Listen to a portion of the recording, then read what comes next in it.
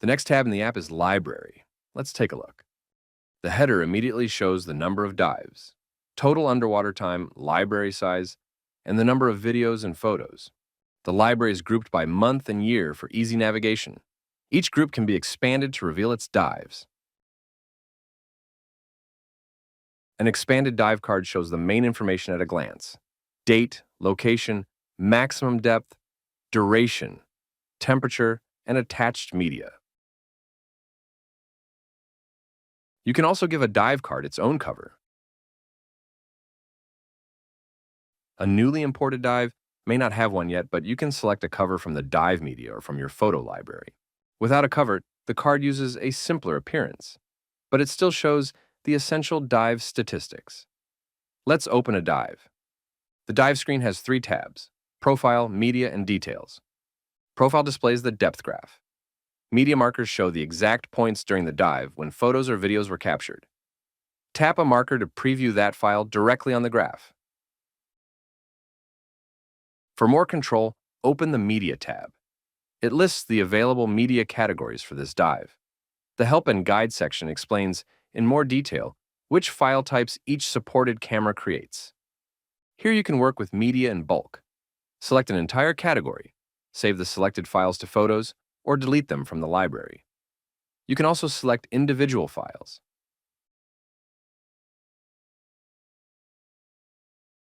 Open a file for a full-screen preview. From there, you can move between media, inspect technical information, save or delete the current file, and use a photo or video frame as the dive card cover. I'll use another dive to demonstrate the Details tab. Before that, notice that dive cards also support configurable swipe actions. For example, you can mark a dive as a favorite or request deletion. Favorite dives are protected from accidental deletion. Floaty, on the right-hand side, provides a quick return to the top of a long library list. Now let's open the dive imported. During the previous demonstration, this one contains a video. On the Profile tab, the video begins at the point on the graph where it was recorded.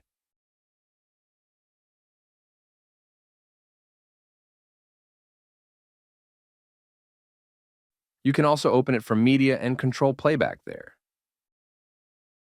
I'll pause on a suitable frame and use that frame as the card cover.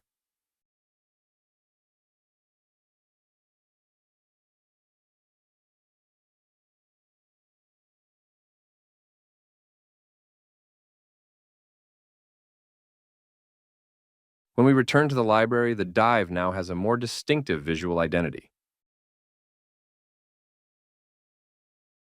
Back in Details, you can set the name displayed in the library.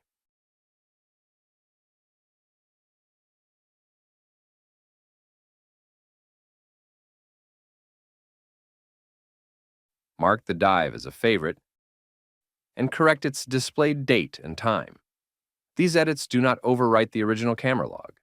BlueVoid stores them as library metadata, and edited values are highlighted in yellow.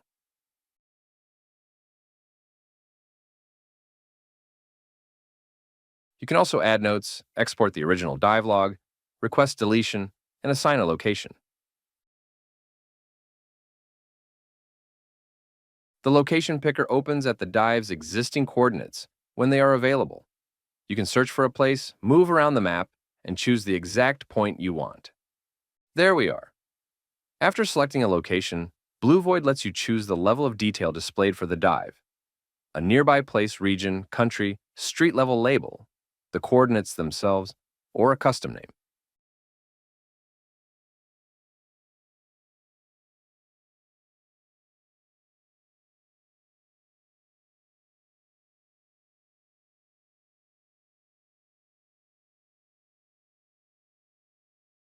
You can use the location only for this dive, or save it as a reusable dive site.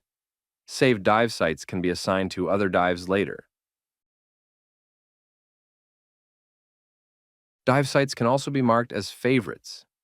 Favorite and recently used sites are available directly from the top of the map for quicker selection.